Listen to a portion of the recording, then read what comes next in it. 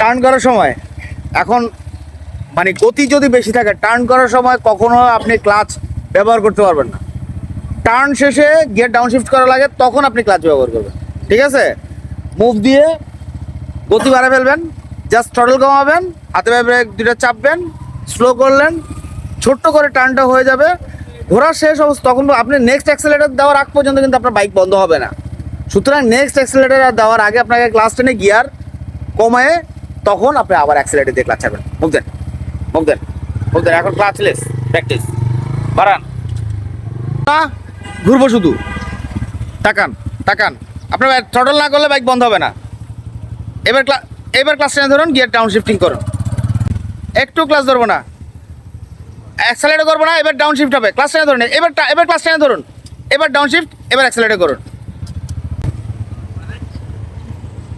তাকান, ক্লাস ধরবো না।